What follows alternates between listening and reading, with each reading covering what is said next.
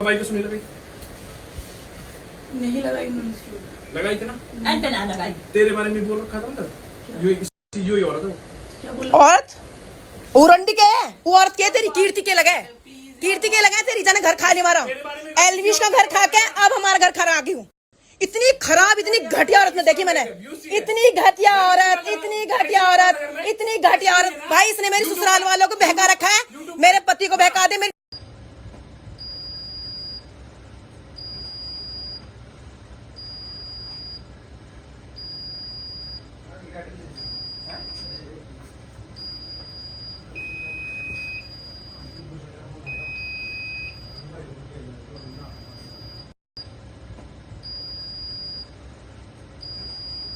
ये वो वाली वीडियो थी जब डिफेंडर लेने गए थे और इस हरामजादी कीर्ति ने मेरे को बोला था कि दीदी मैं अपनी बाप की कसम खाती हूँ मैं नहीं गई हूँ डिफेंडर लेने के लिए। मैंने कहा कीर्ति यार बता दे, देख हमारे घर में बहुत ज़्यादा लड़ाई हो रही है।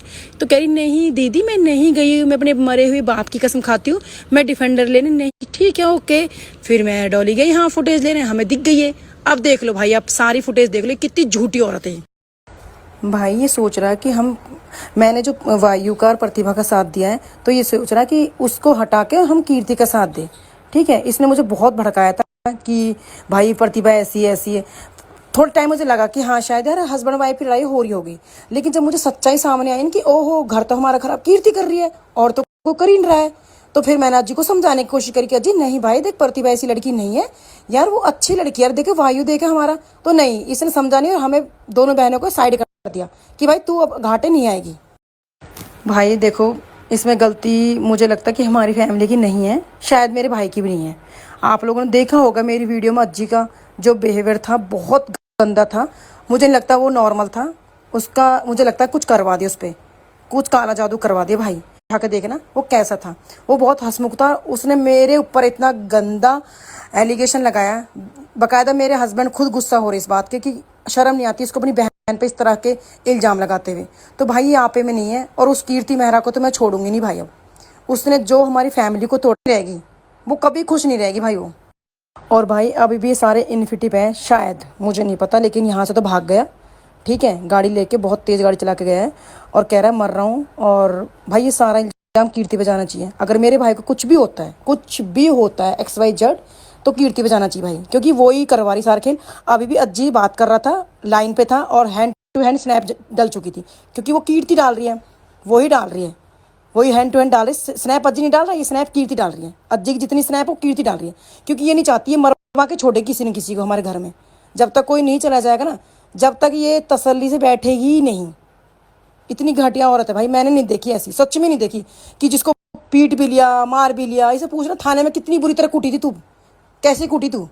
अरे बेशरम लड़की, हद है सच में, ऐसी गिरी और फिर वहीं बैठ गई। हट अज्जी तू भाई पहले सही से तो बोलना सीख ले। कुसुम जी तू तो कभी बोलता ही नहीं है, तू वही वर्ड बोलना जो तूने अभी बोला है, जो तू वर्ड बोलता है मेरे से वही बोलना, क्योंकि तुझे बहुत दर्द हो रहा है ना कि मैंने कीर्ति के बारे में बोल दी, तुझे तो बहुत दुख उठ रहा है ना इस बात का। और भाई रही बात हिस्से की बात, तो अगर मैं हिस्सा ही लेती तो फिर मैं तो अज्जी के पैर पकड़ती ना, मैं प्रतिभा का साथ क्यों देती? फिर तो मैं भाई के आगे 2 साल पीछे छूट गया था।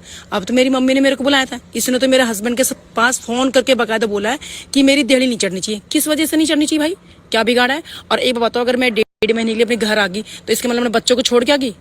भाई मैंने बच्चों से डेली बात होती, मेरे हस्बैंड से डेली बात होती मेरी। ठीक है, मेरे पैरों में सच में दिक्कत है, मेरे को रेस्ट करना बताया था, मेरे को वॉक करना है।